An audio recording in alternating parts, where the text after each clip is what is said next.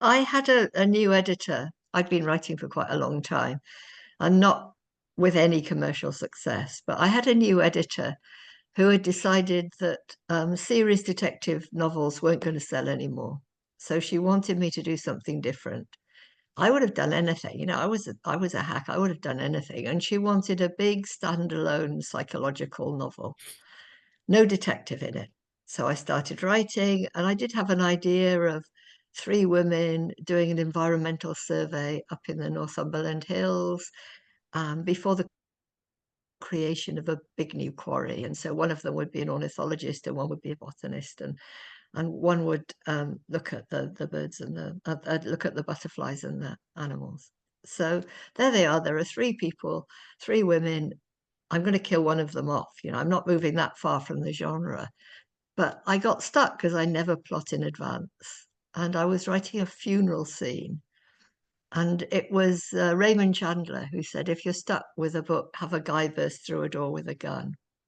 I don't do guns, I'm British. So, but I thought I would have somebody just burst through the door. And in came Vera Stanhope. Whole, she was there. I had her name. I described her as looking more like a bag lady than a detective. And I loved writing about her. So I finished the book. Luckily, that editor married a music journalist and moved to Australia. And my new editor liked the book, commissioned it. I carried on writing Vera Stanhope. So that's how she came. And I kind of knew Vera from the minute she walked in because, again, I know rural northern England and the hills, and she would always have a long view because the horizon's a long way away and there's a big sky. And so that came quite easily. I'm not bad at writing characters, so I was quite confident writing the people, but the plot was much more difficult. I've always struggled with plot. So when I had Vera coming in, and then it became more of a traditional detective story with Vera and with her sidekick Joe Ashworth. Well, my daughter she's a human geographer, which is almost, she looks at the individual within their community and within their landscape. And I think that's what I always do. The place always comes first, because I think we grow out of the place where we were born and where we were raised. We are a product, not just of our family, but the kids that we played with, where we played with them, the people that we bump against, the view that you see from the window, the sort of community that you're a part of makes you who you are. So I think that unless you understand the place, it's very hard to write believable characters.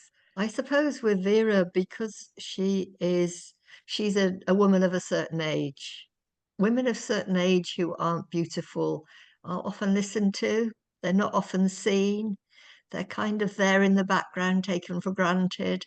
And I liked playing with that idea.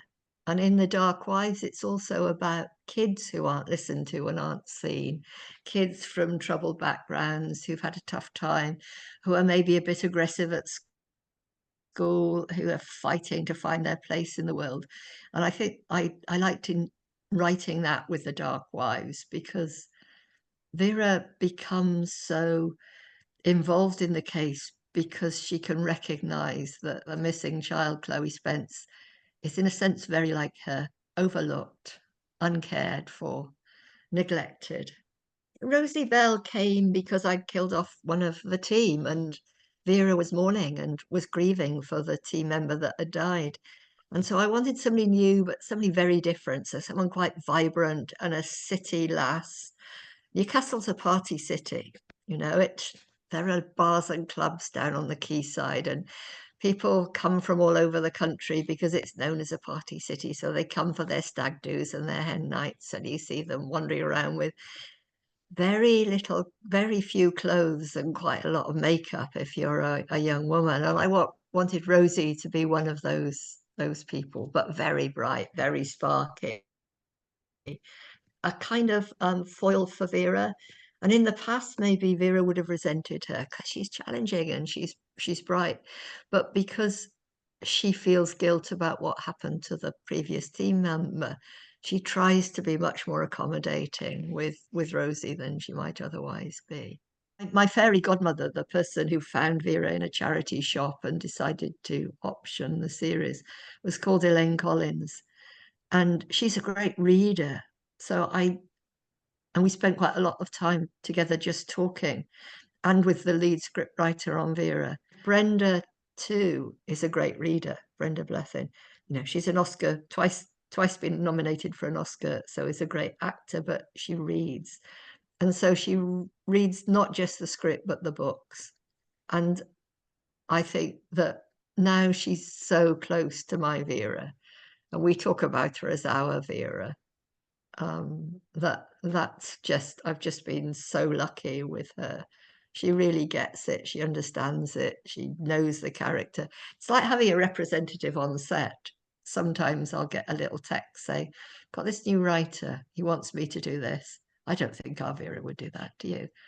And if she thinks that they're writing something that Vera wouldn't do, the script goes back and it's rewritten.